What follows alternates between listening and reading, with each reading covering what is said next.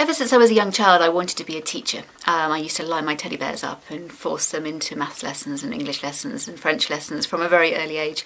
And when I trained as a teacher in my late teens and early 20s, I soon realised that I had not only a passion but a real desire to support young people in the classroom. I loved teaching. I loved the notion of teaching. I loved engaging with the delights of young teenage minds. I loved teaching poetry and literature. And more importantly, I really relished the opportunity to support young people in thriving, blooming into the adults that they became. It soon became clear on my own journey of education as a teacher that the limits of our education system were destructive rather than fluent and creative.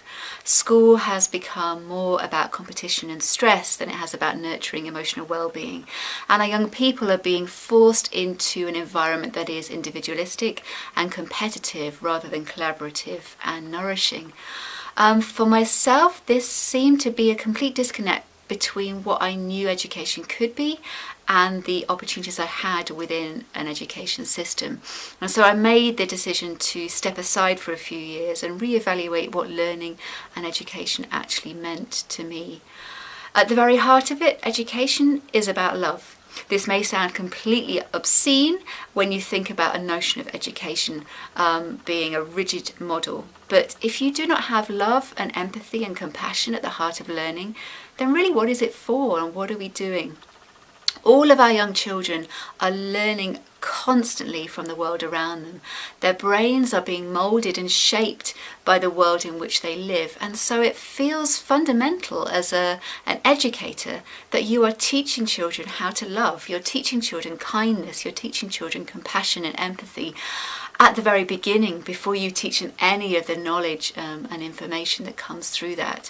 And really, most important in this learning, in this education of how to be kind, is the modelling of that with your children.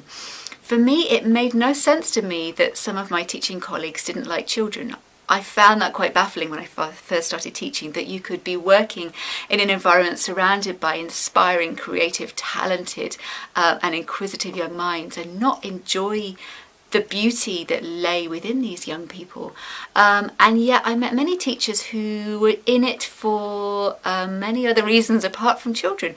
But for myself, it became very clear from day one that the relationships that I had in those classrooms were the most important part of my learning, and the information and the knowledge came second to that.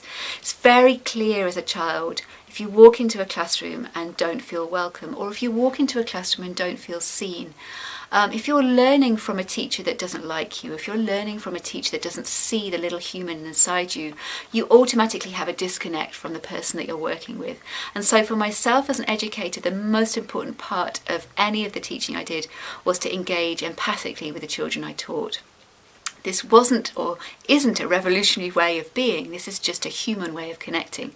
And if you can connect at a very human level with your children that you're teaching, you can help them to thrive in ways much beyond the classroom knowledge.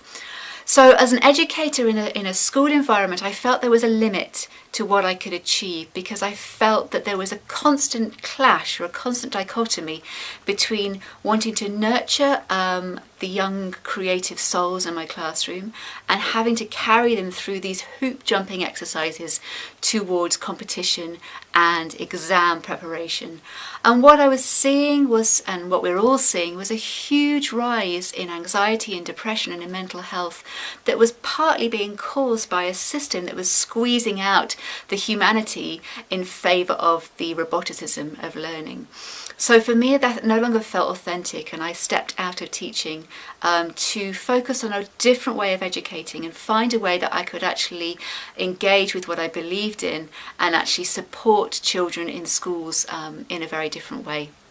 And so I work now in a project that puts empathy at the very heart of learning and is developing a model of connected learning to help young people to connect to themselves, to connect to their own sense of identity in the world, to connect to each other and the society around them, and to connect to the natural world, and to connect with all three elements through compassion, kindness and empathy. So my own journey in education I have to say, has been a journey of love. I have loved learning as a young child. I've been loved as a child in school, and I now love children that I work with. And I feel that this is the biggest and the boldest and the most prosperous motivation that we can have in education. If we put empathy at the heart of learning, who knows what can come.